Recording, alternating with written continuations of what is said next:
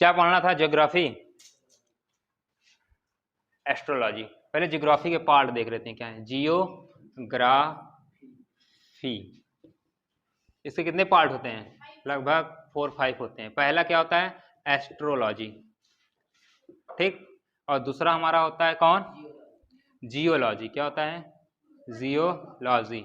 नहीं, उसके बाद एक और आता है टोपोलॉजी। क्या होता है? टोपोलॉजी। और इसी के 3 पार्ट आगे आ जाते हैं। एक होता है वर्ल्ड ज्योग्राफी। क्या होता है? World geography. उसके बाद आता है हमारा इंडियन ज्योग्राफी, ठीक। इतने पार्ट होते हैं। एस्ट्रोलॉजी में हम लोग क्या पढ़ते हैं? पहले इसका मतलब बताओ क्या होता है? भूगोल होता है ना। इसका ये सब लोग सोचते हैं, हाँ वही। देखो, इसका जो सब लोग मतलब समझते हैं कि ज्योग्राफी मतलब भूगोल, कि मतलब पृथ्वी गोल है, इसका ये मतलब नहीं होता। इसका मतलब है भू वर्णन करना। किसका? मतलब पृथ्वी का वर्णन करना क्या कहलाता है? जियोग्राफी। इसका मतलब ये नहीं होता कि भूगोल, जियो मतलब भू और ज्योग्राफी मतलब गोल, ठीक है, ये नहीं होगा। इसका बस हिंदी में बोलते हैं भूगोल, ठीक है। अब एस्ट्रोलॉजी क्या होती है? खगोल की। क्या होती है? खगोल की। मतलब कि अंतरिक्ष के बारे में अध्ययन करना क्या कहलाता है? एस्ट्रोलॉजी, ठीक है। और जियोलॉजी होता है पृथ्वी के भूगर्भ। क्या होता है?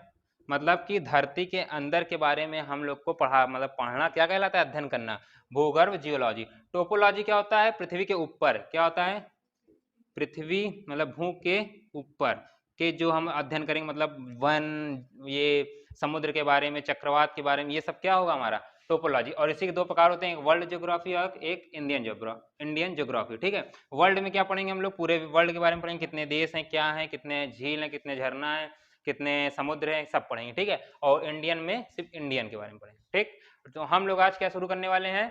एस्ट्रोलॉजी। क्या चालू करेंगे? बताओ, खगोलिकी के अध्ययन को क्या कहते हैं?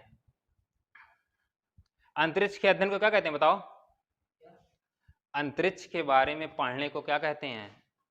एस्ट्रोलॉजी। क्या कहते हैं? ध्यान सुन लो, खगोलिकी के अध्ययन को एस्ट्रोलॉजी कहते हैं, ठीक। अंतरिक्ष के बारे में पढ़ने को क्या कहते हैं? एस्ट्रोलॉजी। बताओ, भूगर्भ के बारे में पढ़ने क्या कहते हैं? पृथ्वी के अंदर के बारे में पढ़ाई को क्या करते हैं? जियोलॉजी। और पृथ्वी के ऊपर की पढ़ाई को टोपोलॉजी, ठीक है। और पूरे वर्ल्ड के बारे में पढ़ने को, अध्ययन करने को वर्ल्ड ज्योग्राफी। और इंडिया के बारे में पढ़ने को इंडियन ज्योग्राफी। आज हम लोग चालू करने वाले हैं एस्ट्रोलॉजी। क्या?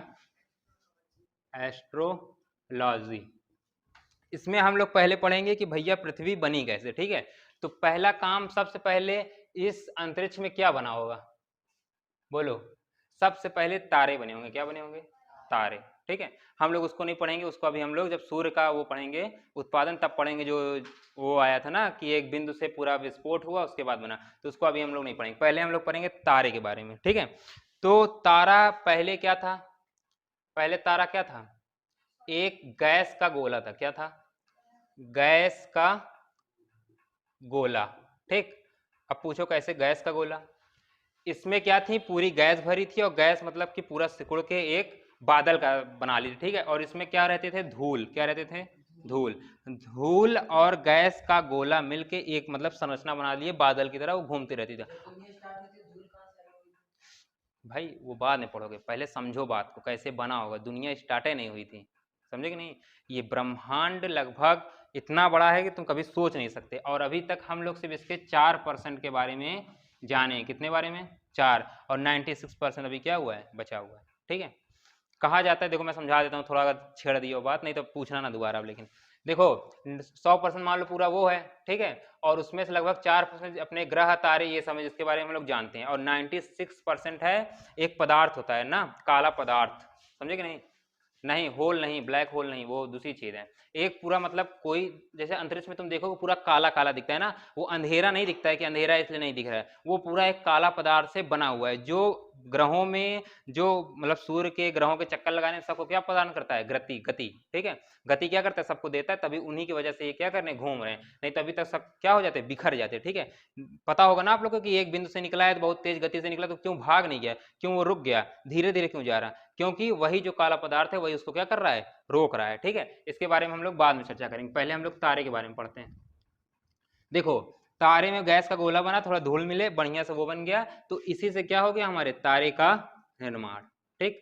यही मिलते गए, धीरे धीरे इनके बीच गुरुत्वाकर्षण बना, ये चिपक गए और ये क्या बना दिए? एक मतलब एक विशेष प्रकार की आकृति बना ली, जिसे हम लोग क्या कहे? तारा। क्या कहे? तारा। और इसमें सबसे प्रचुर मात्रा में था हाइड्रोजन। क्या था? और इस वजह से इसमें होने लगी संलयन। क्या होने लगी? संलयन। देखो, दो अभिक्रिया होती है, एक नाभिकीय विखंडन, एक नाभिकीय संलयन। नाभिकीय विखंडन होता है परमाणु बम में, नाभिकीय संलयन होता है हाइड्रोजन बम में, ठीक है। और वही संलयन होता है तारे में या सूर्य में। सूर्य भी एक तारा है, ठीक है। तो संलयन में क्या होता है कि दो हाइड्रोजन मिलकर एक हीलियम बनाते हैं और अपार ऊर्जा निकालते हैं। ये किसमें बनता है? संलयन में, ठीक है। विखंडन में क्या होता है? यूरेनियम किसी से इलेक्ट्रॉन से क्रिया करके क्या बना देता है? अपार ऊर्जा निकालता है और कोई एक तत्व बना देता है, ठीक है। तो संलयन में क्या होता है? दो हाइड्रोजन मिलके क्या बनाते हैं? हीलियम प्लस अपार ऊर्जा। क्या बनाते हैं? ऊर्जा, ठीक है। और अगर अपार ऊर्जा निकलेगी तो उसका टेम्परेचर ज्यादा होगा। भाई सूर्य एक तारा है, पता है कि नहीं? सूर्य का टेम्परेचर कितना है? डिग्री सेल्सियस कितना है? किसी को पता है? 6000। कितना है? 6000 से अधिक है, 6000 डिग्री सेल्सियस, ठीक है। और ये लगभग सबसे कम, मतलब कि सभी तारों में सबसे कम किसका है? लगभग 6000 होता है। सबसे मिनिमम अगर कोई तारा है तो उसका 6000 से कम होगा, मतलब वो तारा है ही नहीं है, ठीक है। अगर वो 6000 के ऊपर उसका टेम्परेचर है तभी वो क्या है? तारा। और तारा अगर 6000 डिग्री सेल्सियस पे है तो भाई उसमें से क्या निकलेगी? उष्मा निकलेगी। और उष्मा निकलेगी तो उसमें से गर्मी बढ़ेगी, मतलब ताप निकलेगा। निकलेगा कि नहीं निकलेगा? और 6000 डिग्री सेल्सियस पे कौन सी अवस्था में रहेगा पदार्थ? मतलब कि तारा है भाई, कोई पदार्थ ही तो होगा ना। कहा जाता है कि जितनी भी चीजें सब मैटर से मिलकर बनी है, पदार्थ द्रव्य से मिलकर बनी है, ठोस द्रव गैस ये सब है। तो बताओ तारा कौन सा हो जाता है हमारा?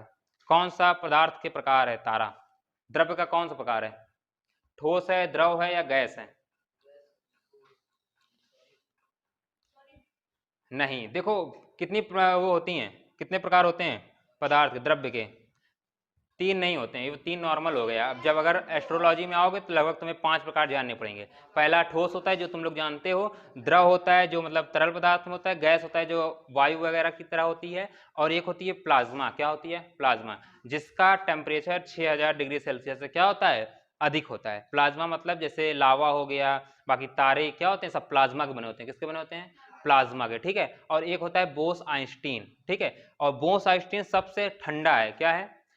प्लाज्मा सबसे गर्म है और बोस आइंस्टीन सबसे ठंडा है, इतना याद रखना। तो मतलब तारे हमारे किससे बन के रहते हैं? किससे? प्लाज्मा। किस अवस्था में रहते हैं? प्लाज्मा अवस्था में। पदार्थ की तीन अवस्थाएं होती हैं ना, मतलब तीन नॉर्मल और दो एक्स्ट्रा, प्लाज्मा है चौथी अवस्था, ठीक है। अब देखो, जब तारा नया नया बनता है, क्या करता है? नया नया बनता है तो उसका टेम्परेचर लगभग रहता है बहुत हाई। क्या रहता है? बहुत हाई। जब नया नया बनता है बहुत, लगभग देखो तारे तीन रंग के होते हैं। रंग जानते हो? रंग जानते हो ना?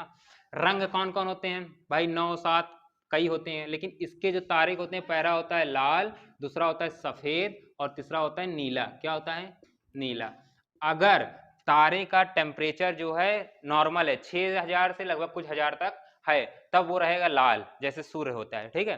तब वो क्या रहेगा? लाल। और अगर उसका टेम्परेचर लगभग 20 से 25,000 से ऊपर चला जाए, 70,000 80,000 तक हो जाए, तब वो हो जाएगा सफेद। क्या हो जाएगा? सफेद। और अगर उसका किसी तारे का टेम्परेचर लगभग लाख के ऊपर चला जाए, तब वो क्या हो जाएगा? नीला। क्या दिखेगा? नीला दिखेगा, ठीक है। आप लोगों को कभी आज तक नीला तारा दिखा है? नहीं दिखा है। दिखते हैं ज्यादा ज्यादा सफेद। और सूर्य एक तारा है, वो किस तरह दिखता है? लाल। मतलब सूर्य का टेम्परेचर कितना है? 6000 डिग्री सेल्सियस, ठीक है। अब लाल सफेद नीला दिखेगा, ठीक है। और अगर टेम्परेचर कम होगा भाई तभी लाल दिखेगा, बताया ना। जब सबसे ज्यादा रहेगा तो किस कलर में दिखेगा? नीला। और नॉर्मल रहेगा तब किसमें? सफेद। और सबसे कम हो जाएगा तब लाल। मतलब सूर्य का क्या है? लाल। मतलब कि उसका टेम्परेचर क्या है? कम है। उसका पृष्ठीय ताप हमारा कितना है? 6000 डिग्री सेल्सियस के आसपास, ठीक है। अब अगर देखो कोई तारा अगर मरने लगता है, बन तो गया भाई, अब इसको मरेगा भी, काहे कि उसमें से जो हाइड्रोजन जब मिल के हीलियम बना रही है, धीरे धीरे वो क्या हो जाता है? मतलब कि उसके जो अंदर की उष्मा और ताप रहता है वो धीरे धीरे कम होने लगता है। तो एक बात याद करो, अगर तारा कोई मतलब कि बूढ़ा होगा या खत्म होने की कगार पे आएगा तो वो बड़ा हो जाएगा। क्या हो जाएगा? बड़ा। क्या हो जाएगा? बड़ा हो जाएगा। लगभग इससे इतना बड़ा। ठीक, अब इसका नाम क्या होगा भैया, इसका नाम क्या होगा, इसका नाम हो जाएगा लाल दानव। क्या हो जाएगा, लाल दानव तारा। ठीक है, ये थोड़ा कठिन होता है, समझे नहीं, मतलब कि भाई किसी तारे को अगर जो तुम लोग सुने होगे खत्म होगा भाई छोटा हो जाएगा ना, मान लो कोई खत्म होता है क्या होता है, छोटा हो जाता है, लेकिन तारा क्या होता है, खत्म होता है तो और बड़ा हो जाता है। ठीक है, लेकिन अंदर खोखला हो जाता है। क्या हो जाता है, खोखला, मतलब कि तारे में ये पूरी खत्म हो जाती है। और लाल दानव क्यों कहा जाता है इसको, क्योंकि ये लाल हो जाता है, जब मैं बताया ना, जब ये इसका टेम्परेचर जब कम होने लगे तो ये कैसा हो जाएगा, लाल हो जाएगा। अब लाल दानव तारे देखो दो प्रकार के हो जाते हैं, कितने प्रकार के, दो। अब कौन कौन हो जाते हैं, एक होता है श्वेत वामन। क्या हो जाता है, अगर देखो कोई चीज जलेगी भाई, थोड़ा धीमी होगी तो लाल हुई, ठीक है, लाल के बाद फिर क्या हो जाएगी, एकदम मतलब सफेद हो जाएगी, मान लो ऐसे सफेद हो जाएगी। ठीक, उसके बाद जलना वो बंद कर देगी, तो उसे हम लोग क्या नाम दिए, श्वेत वामन। क्या नाम दिए, श्वेत वामन। ठीक है, अब श्वेत वामन के बाद क्या होता है, श्वेत वामन के बाद होता है काला वामन। क्या होता है, काला वामन। मतलब कि देखो ये छोटे तारे की बात है, ठीक है, बड़े तारे की बात अभी अभी हम लोग करेंगे। तो श्वेत वामन के बाद हो जाता है काला वामन। काला इसे इसलिए कहा जाता है क्योंकि ये मतलब कि इसमें चमक बिल्कुल नहीं होती। ठीक है, काला वामन। ठीक है, मतलब तारों ने चमकना छोड़ दिया, एक गाना तुम लोग सुने होंगे, वो किस में चला जाता है, काला वामन में। बात यहीं पे खत्म। ये होती है प्रक्रिया छोटे वाले की, मतलब जो छोटे तारे होते हैं उनकी प्रक्रिया ये होती है। अब पूछो कि भैया किस कौन मतलब छोटा होता है कौन बड़ा होता है, इसको कैसे नापेंगे ना, तो इसका सिद्धांत दिया है चंद्रशेखर ने। किसने दिया है, चंद्रशेखर ने। ठीक है, पहले उस पर अभी हम लोग बाद में जाएंगे, पहले ये समझो तारा भैया हमारा सूर्य भी तारा है कि नहीं है, जितना चीज बड़े समझ में आया। बताओ तारे का टेम्परेचर कितना होता है, 6000 प्लस होता है। ठीक है, तारा किस अवस्था में पाया जाता है, प्लाज्मा। तारे में कौन सी अपक्रिया होती है, संलयन की विखंडन, संलयन होती है। ठीक है, तारा जब मतलब मरने लगता है बड़ा होता है छोटा होता है, बड़ा होता है, उसका नाम क्या होता है, लाल दानव। लाल दानव के बाद जब आगे बढ़ता है तो क्या बन जाता है, श्वेत वामन। अगर छोटा रहेगा तो श्वेत वामन, और अगर हाँ वही अभी दूसरा बताते हैं, श्वेत वामन के बाद वो क्या बनेगा, काला वामन। ठीक है, यहाँ इसका क्या हो जाता है, काम खत्म। यहीं से ये जो तारा होते हैं छोटे तारे यहीं पे क्या हो जाते हैं, समाप्त हो जाते हैं। ठीक है, गैस का गोला धूल, इसको हम लोग इंग्लिश में बोलते हैं नेबुला। क्या बोलते हैं, नेबुला। लिख देता हूं, क्या बोलते हैं, नेबुला। और इसी को हिंदी में बोला जाता है निहारिका। क्या बोला जाता है, निहारिका। ठीक, ये दो नाम इसका होता है। इसको इंग्लिश में वो तारा को स्टार आप लोग जानते होंगे। ठीक है, अब बात आती है कि भैया दूसरा क्या बनता है, अगर ये छोटे तारे होंगे तो श्वेत वामन फिर काला वामन। ठीक है, और दोबारा अगर मतलब कोई दूसरा कोई बड़ा तारा होगा, मान लो ये भैया बहुत बड़ा तारा था, ठीक है, तो वो जब बदलेगा तो वो बनेगा अभिनव तारा में। किसमें, एक बात और जान लो पहले, जो इसके बाद जब लाल दानों के बाद इसमें जाता है तो इसमें उसकी तारे की क्या हो जाती है, मरने की क्षमता आ जाती है। कैसे हो जाती है, तो इसे कहते हैं जीवाश्म तारा। क्या कहते हैं, जीवाश्म तारा। ठीक है, श्वेत वामन को एक नाम से और जानते हैं, क्या किस नाम से, जीवाश्म तारा। और लाल दानों में किस में हो जाता है, जब बदलता है दूसरा पार्ट तो क्या बनता है, ये अभिनव तारा। क्या बनता है, अभिनव तारा। ठीक है, इतना समझ में आया कि नहीं आया। और यही अभिनव तारा 3 पार्ट में विभक्त हो जाते हैं आगे चल के अपने साइज के हिसाब से। पहला बनता है हमारा क्या, हाँ, न्यूट्रॉन तारा। क्या बनता है, न्यूट्रॉन। और दूसरा हमारा बनता है पल्सर। क्या बनता है, और तीसरा हमारा बनता है क्वासर। क्वासर। ठीक है, ये वाला ए नहीं रहेगा। ठीक, ये हमारे कितने बनते हैं, अगर कोई बड़ा तारा रहेगा तो अभिनव तारा में बदलेगा। अभिनव तारा, इसको ये देखो एक नाम से और जानते हैं अभिनव तारे को, विस्फोट। क्या नाम से, विस्फोट तारा। ठीक, ये बनते हैं। अब ये 3 बदलेंगे न्यूट्रॉन में, पल्सर में और क्वासर में। न्यूट्रॉन किसे कहेंगे, जो साइज में क्या होंगे, बड़े होंगे। क्या होंगे, इसमें भी साइज में बड़े होते हैं। देखो ये अगर बड़ा होगा तो इसे क्या कहेंगे, न्यूट्रॉन। और जिसमें से क्या निकलेगी, चमक निकलेगी। क्या निकलेगी, चमक, उसे क्या कहोगे, पल्सर। क्या कहोगे, पल्सर। और जिसमें से मतलब जिसमें चुंबकीय गुण रहेगा, मतलब खींचने की, अपनी ओर खींचने की क्षमता रहेगी, उसे क्या कहोगे, क्वासर। मतलब इसमें क्या होता है, क्वासर में चुंबकीय गुण। क्या होता है, मैग्नेटिक पावर, चुंबकीय गुण। ठीक, ये मतलब कि तारे का पूरा प्रकार बन जाता है। यही तारा एक अपना होता है सूर्य तारा। क्या होता है, सूर्य। अब आप पूछोगे इसमें भैया ये छोटा तारा है, ये बड़ा कैसे पता करेंगे, कौन आगे चल के क्या बनने वाला है। इसको थोड़ा आगे बता देता हूँ। न्यूट्रॉन तारा जो मतलब कि साइज में ज्यादा बड़े होते हैं, क्या होते हैं, खूब मतलब थोड़ा ज़्यादा बड़े होते हैं, और वो क्या हो कि आगे जब वो न्यूट्रॉन में बदलें उसके बाद एकाएक वो इतना सिकुड़ जाएं कि उसमें से प्रकाश बाहर ना निकल पाए। प्रकाश को रोकना बहुत मुश्किल होता है, कभी किसी ने रोक नहीं पाया है, ठीक है। तो अगर वो न्यूट्रॉन तारा इतना सिकुड़ जाए, भाई सिकुड़ेगा ही है, मतलब किसी चीज़ को अगर तुम ठंडा करोगे, भाई वहाँ पे तारा एकदम गर्म है कि नहीं, धीरे धीरे ठंडा होगा, सिकुड़ेगा नहीं, सिकुड़ेगा। तो अगर न्यूट्रॉन तारा इतना सिकुड़ जाए कि उसमें से प्रकाश भी पास ना हो पाए, तो वो किस में बदल जाता है? ब्लैक होल में। किस में बदल जाता है? ब्लैक होल में। किस में बदल जाता है? ब्लैक होल, ठीक है। और यही ब्लैक होल है जो पृथ्वी का अंत कर सकता है, क्योंकि ब्लैक होल के एक चम्मच जो धूल होती है उसकी वजन होता है 10 हाथियों के बराबर। कितना? 10 हाथियों। मतलब कि ब्लैक होल के एक चम्मच का वजन 10 हाथियों के बराबर होगा। आप सोच लो अगर एक लड्डू बना दिए उसका धूल का, तो क्या हालत होगी, समझे कि नहीं। एक चम्मच धूल का वजन कितना हो जाएगा? 10 हाथियों के बराबर। इसे कहते हैं ब्लैक होल। सबसे ज्यादा घनत्व तो किसका है दुनिया में? ब्लैक होल का। किसका है? ब्लैक होल में, ठीक है। अब बताओ, गैस का गोला बना धूल नेबुला कहा गया। तारे का टेम्परेचर 6000। तारे में कौन अभिक्रिया होती है? विखंडन की संलयन। संलयन। संलयन में क्या होता है? हाइड्रोजन मिलते हैं कि हीलियम? हाइड्रोजन मिलके क्या बनाते हैं? हीलियम बनाते हैं। और तारा किस अवस्था में पाया जाता है? प्लाज्मा। प्लाज्मा कैसी अवस्था है? बहुत गर्म। क्या? गर्म। और बोस आइंस्टीन कैसी है? बहुत ठंडी, ठीक है। और तारा अगर आगे बढ़ता है तो क्या बन जाता है? लाल दानव तारा। लाल दानव कितने प्रकार में बदल जाते हैं? 2। छोटा वाला होता है तो उसे श्वेत वामन, बड़ा होगा तो अभिनव तारा। अभिनव तारा 3 में विभक्त हो जाता है। कौन कौन?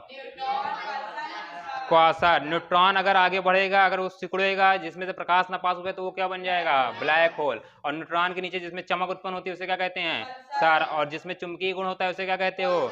क्वासर। इतना चीज याद है। अगर किसी तारे का टेम्परेचर लाख का होगा तो वो किस कलर का दिखेगा? नीला। अगर 50 से 100 के 1000 के बीच में होगा, सफेद। अगर 6000 के आसपास रहेगा तो लाल। मतलब सूर्य में कौन सा टेम्परेचर है? लाल। 6000 के आसपास। इतनी बात समझ में आई कि नहीं आई? ठीक है। अब बात आती है, काला वामन हो गया ना। काला वामन में क्या होता है? इसमें तारा चमकना बिल्कुल बंद कर देता है। और यही सेम कंडीशन होती है ब्लैक होल की। किसकी होती है? ब्लैक होल की। अब हम बात करते हैं कैसे ये डिसाइड करेंगे कौन तारा काला वामन बनेगा, कौन तारा ब्लैक होल, ठीक है। अब इसमें हम आएंगे चंद्रशेखर के बारे में बात करेंगे, चंद्रशेखर आजाद के बारे में नहीं जी। 1.44। चंद्रशेखर एक साइंटिस्ट है जिनका आगे नाम था वेंकट रमन, ऐसे कुछ नाम था, चंद्रशेखर, ठीक है। इनकी एक सीमा है। क्या है? सीमा, जिसे हम लोग कहते हैं 1.44 चंद्रशेखर सीमा। इसका मतलब कोई समझा सकता है? समझा सकते हो कि कैसे भाई इसको हम डिसाइड करेंगे 1.44 क्या है? ध्यान समझो, अगर किसी तारे का घनत्व, क्या सॉरी द्रव्यमान, मास, किसी तारे का अगर द्रव्यमान, क्या देखो यहां लिखते हैं द्रव्यमान, मास क्या हो जाए? सूर्य के द्रव्यमान से। किसके द्रव्यमान से? सूर्य के द्रव्यमान से 1.44, मतलब सूर्य के द्रव्यमान के 1.44 गुना से कम होगा ना। मतलब नहीं समझ में आया? सूर्य के द्रव्यमान से, अगर सूर्य के द्रव्यमान के 1.44 गुना से कम होगा तब वो रहेगा छोटा, और अगर 1.44 गुना से अधिक रहेगा तो वो बनेगा अभिनव तारा।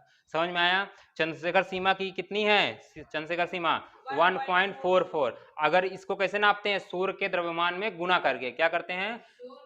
मान में गुना करके। अगर सूर्य के द्रव्यमान में इसका गुणा करेंगे, अगर उससे छोटा रहेगा तो वो क्या कहलाएगा? श्वेत वामन। अगर उससे बड़ा रहेगा तो क्या कहलाएगा? अभिनव तारा, ठीक है। तो इसकी कितनी होती है? 1.44, और ये मतलब इससे छोटा रहेगा, ठीक है। और यहाँ लिखता हूँ, देखो इसको थोड़ा कंडीशन में लिख देता हूँ, s गुणे 1.44 से छोटा। ये चिन्ह क्या दर्शा रहा है? छोटा। और यहाँ रहेगा s गुणे 1.44 से बड़ा, ठीक। इतना समझ गए? अब देखो, ब्लैक होल से बात होती है। ब्लैक होल बहुत खतरनाक है भाई, वही एक मेन है। क्यों है? क्योंकि तारे के जितने भी तारे हैं बहुत बड़े हैं। क्या हैं? बस थोड़ा दूरी ज्यादा है, इसलिए हम लोग को बहुत छोटे दिखाई देते हैं। पहले बात करते हैं सूर्य के बारे में, ठीक है। तो सूर्य क्या है हमारा भैया? किस कलर का दिखता है? लाल, ठीक है। किस कलर का दिखता है? लाल। अब आते हैं पहले आकाशगंगा पे, तब वहां सूर्य के बारे में समझेंगे, ठीक है।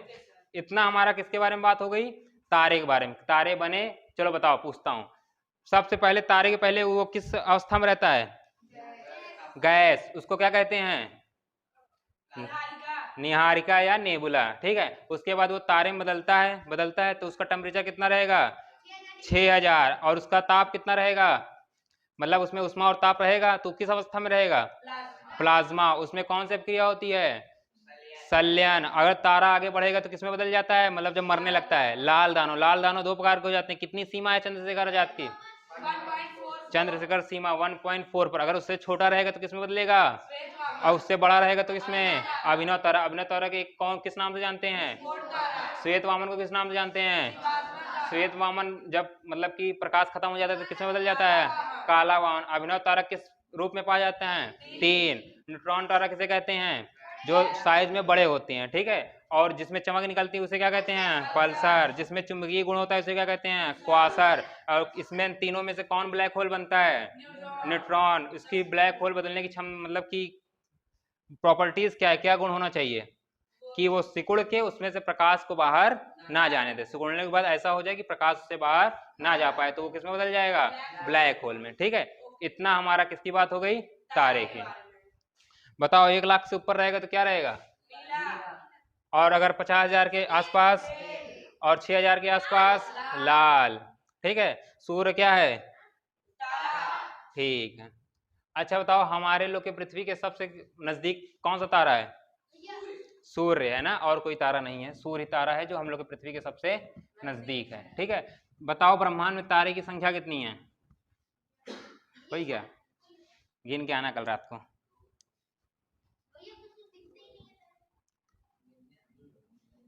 देखो अब बात आती है आकाश गंगा की, इसकी आती है, जानते हो आकाश गंगा क्या होता है, क्या होता है, ना जी ना। देखो आकाश गंगा एक सबसे अद्भुत वो है, क्या है, संरचना है, ठीक है। और देखो मैं पहले आप लोग को तारों की संख्या बता देता हूं, जो आप लोग सोचते हो। हमारे ब्रह्मांड में 100 अरब आकाश गंगा है, क्या है, आकाश, जिसको बोलते हैं गैलेक्सी, क्या बोलते हैं, 100 अरब आकाश गंगा है, ठीक। इतना पता हो जाएगा, अरब नहीं लिखे क्या, लिख देते हैं 100 अरब, ठीक है। और एक आकाश गंगा कितने में, एक आकाश गंगा में 100 लगभग 100 अरब तारे हैं, कितने हैं, 100 अरब तारे। अब भाई एक आकाश गंगा में 100 अरब तारे, 100 आकाश गंगा में 100 अरब, 100 अरब गुणे 100 अरब, मतलब हमारे पूरे पृथ्वी में, मतलब पूरे ब्रह्मांड में कितने तारे हैं, 100 अरब गुणे 100 अरब, गुणा करके जितना आएगा अपना देख लेना, इतने ही तारे हमारे उसमें हैं। और कितनी है हमारी वो आकाश गंगाएं, 100 अरब। और तारे एक आकाश गंगा में कितने हैं, 100 अरब। और पूरे ब्रह्मांड में कितने तारे हैं, 100 अरब। बस अपनी आकाश गंगा का नाम कोई बता सकता है, अपनी आकाश गंगा का नाम है मंदाकिनी, क्या नाम है, मंदाकिनी। इसे कहते हैं मिल्क वे, क्या बोलते हैं, मिल्क वे, क्या कहते हैं, मिल्क वे। और मिल्क वे को देखो, नहीं मिल्क वे होता है, ठीक है, मिल्की वे ना बनाओ। पहली बात ये नाम हमारे लोग का है नहीं है, ये नाम बनाया गया है। असल में अंग्रेज मंदाकिनी कहना नहीं चाहते थे, ठीक है, तो अंग्रेजों ने एक नाम बना दिया मिल्क वे, क्या बना दिया, मिल्क वे, या मिल्की वे बोलो, मिल्क वो तुम्हारा मतलब है, यहाँ की तो है नहीं, यहाँ हम लोग क्या बोलते हैं इसको, मंदाकिनी। और फिर मिल्की वे वो बना दिया, तो हम लोग उससे 30 मार खाना और आगे, तो हम लोग इसको कह दिए दुग्ध मेखला, क्या कह दिए, दुग्ध मेखला। इसका 2 नाम पड़ गया, एक मंदाकिनी एक दुग्ध मेखला। ये हमारी आकाश गंगा है जिसमें हम लोग रह रहे हैं, ठीक है। तो हमारी आकाश गंगा का क्या नाम है, मंदाकिनी, ठीक है। और हमारी आकाश गंगा में सबसे पास वाला तारा कौन सा है, सूर्य, कौन सा है, सूर्य। हम लोग इस आकाश गंगा में किस स्थान पे हैं, बीचों बीच, किस स्थान पे हैं, मध्य वाले में, ठीक है। और सूर्य किधर है, हल्का किनारे, कहाँ है, हल्का किनारे। अब ये बताओ हमारे आकाश गंगा के सबसे नजदीक आकाश गंगा कौन सी है, कौन सी है, देवयानी, क्या नाम है, देवरानी नहीं, देवयानी, देवयानी है, कौन सी है, हमारी आकाश गंगा के सबसे नजदीक आकाश गंगा कौन सी है, देवयानी, ठीक है। अब इसमें कुछ और जानना है, अभी बहुत कुछ बचा है। हमारी आकाश गंगा का नाम मंदाकिनी, हमारे आकाश गंगा का दूसरा नाम दुग्ध मेखला, हमारे आकाश गंगा के सबसे नजदीक देवयानी, देवयानी, वाह रे देवरानी, क्या बताया तुम्हें। देखो भैया अब हम आपको एक बताते हैं, सूर्य हमारा मान लो किनारे पे है, ठीक है, मतलब जहां पे है वहां पे है, वो स्थिर, हम लोग उसको हिलाएंगे नहीं। अगर हम लोग को सूर्य पे जाना है तो हम लोग की स्पीड कितनी, पहले छोड़ो, ये बताओ पृथ्वी चक्कर लगाती है, किसका लगाती है? सूर्य। किसका चक्कर लगाता है? नहीं पता, चलो बताओ। पृथ्वी का चक्कर कौन लगाता है? हाँ, चंद्रमा लगाता है। लेकिन चंद्रमा का चक्कर पृथ्वी लगाती है, पृथ्वी का चक्कर सूर्य लगाता है? नहीं लगाता। पृथ्वी का चक्कर सूर्य लगाता है। पृथ्वी चक्कर लगाती है किसका? सूर्य का। और सूर्य चक्कर लगाता है किसका? मंदाकिनी का। किसका चक्कर लगाता है? मंदाकिनी का। और इसकी स्पीड, ध्यान से सुनना, इसकी स्पीड कितनी होती है? 250 किलोमीटर प्रति सेकेंड। 250 किलोमीटर प्रति सेकेंड। कोई बाइक चलाया इतनी स्पीड में? चलाया भी होगी। हाँ हाँ, चलाए भी होगे तो वो किस में रहेगी? हावर में, ठीक है, और सेकंड में नहीं रहेगी। इसकी स्पीड का मतलब समझते हो कितनी है? मतलब कि ये लगभग 4 सेकंड में यहाँ से, 4 नहीं 3 सेकंड में यहाँ से कहाँ पहुंच जाएगी? दिल्ली। कितने सेकंड में? 3 सेकंड। जब तक तुम यहाँ से स्टेशन जाओगे तब तक वो पहुंच के वहां नाश्ता पानी कर रही होगी, ठीक है। इतना भयंकर सूर्य की स्पीड होती है। और इसके आकाशगंगा की आप लोग को वो तो पता नहीं है कितनी होगी, कितनी इसका मतलब त्रिज्या है, कितना व्यास है ना, लेकिन इससे अंदाजा लगा सकते हो कि 250 किलोमीटर प्रति सेकंड सूर्य इसका चक्कर लगाता है। तब भी इसको चक्कर लगाने में लगता है 25 करोड़ साल। कितना लगता है? 25 करोड़ साल। 250 किलोमीटर प्रति सेकंड से चक्कर लगाने के बावजूद भी इसको कितना समय लग जाता है? 25 करोड़ साल। अगर पृथ्वी एक चक्कर सूर्य का लगाती है उसे क्या कहते हो? 365 दिन, मतलब 1 वर्ष। और अगर सूर्य एक बार मतलब 25 करोड़ साल एक चक्कर लगा लेगा तो उसे क्या कहोगे? ब्रह्मांड वर्ष। क्या कहोगे? ब्रह्मांड वर्ष। और हाँ, हमें नहीं पता इसे क्या कहते हैं? ब्रह्मांड, यूनिवर्स ईयर कहते हैं शायद इसको, ब्रह्मांड वर्ष, ठीक है। अब एक ब्रह्मांड वर्ष भाई हम लोग तो देख ही नहीं पाएंगे। 25 करोड़ साल ना हम लोग जीने वाले हैं ना कुछ होने वाला है, ठीक है।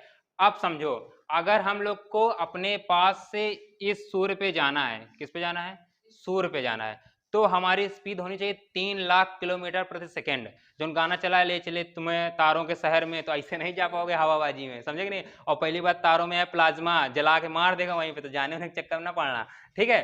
तो इसकी स्पीड कितनी होनी चाहिए? 3 लाख किलोमीटर प्रति सेकेंड, ठीक है। तब आप कहाँ पहुंच सकते हो? कहाँ पे? सूर्य पे। और वो भी कितने दिन में पहुंचोगे? 4 साल में। कितने दिन? मतलब लगातार अगर 3 किलोमीटर प्रति सेकेंड की स्पीड से चलोगे तब आप कहाँ पहुंच पाओगे? सूर्य पे। चांद पे जा रहे यार तुम,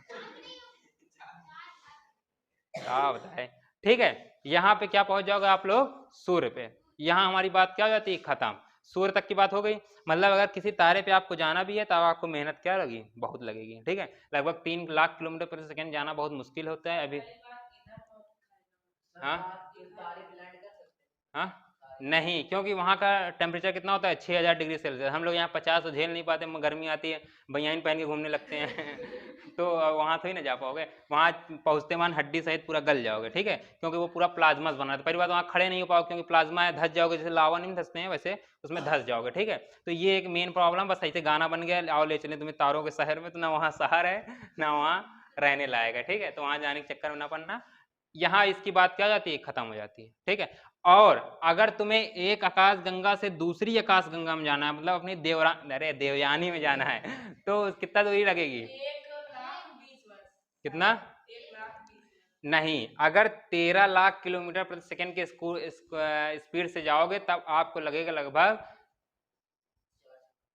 2 लाख साल। कितने लगेंगे? 2 लाख नहीं, 20 लाख साल। कितने लगेंगे? 20 लाख साल। कितने लगेंगे?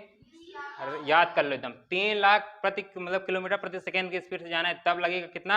20 लाख साल। ज्यादा पास नहीं होती, बहुत दूर होती, ठीक है। और पहली बात तो दूर होती भी जा रही है, ये नहीं कि रुक गई वहीं पे एकदम स्टॉप है बढ़िया से, तो दूर होती जा रही तो और ज्यादा समय लग सकता है, ठीक है। तो सूर्य की स्पीड कितनी है? सूर्य के चलने की स्पीड 250 किलोमीटर प्रति सेकेंड। एक बार आकाशगंगा का एक चक्कर लगाने में कितना समय लेता है? 25 करोड़। पृथ्वी सूर्य का चक्कर लगाने में कितना समय लेती है? हाँ, 365 दिन, ठीक है। इतनी बात। हमारी आकाशगंगा का नाम? तारे का टेम्परेचर? भाई पुरानी बात ना भूल जाया करो। 6000 डिग्री सेल्सियस ना, उससे ज्यादा, ठीक है। बताओ तारा किस अवस्था में रहता है? हमारे आकाशगंगा का सबसे नजदीकी आकाशगंगा का नाम? देवयानी, ठीक है। ढंग से बोलना भाई, नहीं दिक्कत हो जाएगी। बताओ हमारे ब्रह्मांड में कितने तारे हैं? 100 अरब गुणे 100 अरब। बताओ एक मतलब कि हमारे ब्रह्मांड में कितनी आकाशगंगाएं हैं? एक आकाशगंगा में कितने तारे हैं? 100 अरब तारे। बताओ अगर कोई तारा मरने लगता है तो किस में बदल जाता है? उसका साइज बढ़ता है कम होता है? बढ़ता है। अगर साइज कम रहेगा तो किस में बदल जाएगा, साइज बड़ा रहेगा तो किस में बदल जाएगा, अभिनव त्वरक। अभिनव त्वरक किस तीन रूप में बदलता है, बताओ कि जिसकी समक ज्यादा रहती है उसे क्या बोलते हैं, जिससे मतलब चुंबकीय गुण निकलता है उसे क्या बोलते हैं, बताओ न्यूट्रॉन तारा ब्लैक होल में बदलेगा कि नहीं बदलेगा, कब बदलेगा,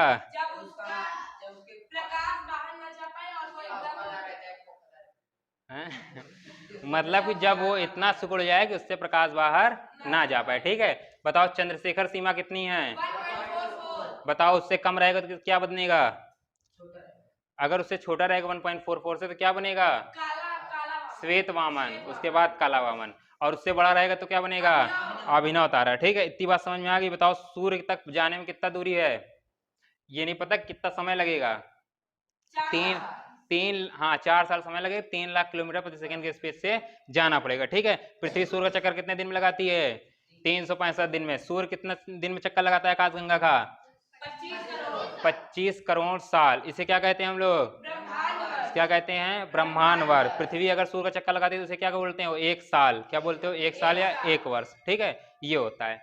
इतनी बात हो गई। अपनी आकाशगंगा का दूसरा नाम दुग्ध मेखला, मिल्की वे या मिल्क वे। ठीक है, बोल सकते हो आप। इतनी बात क्या हो जाएगी यहीं पे समाप्त।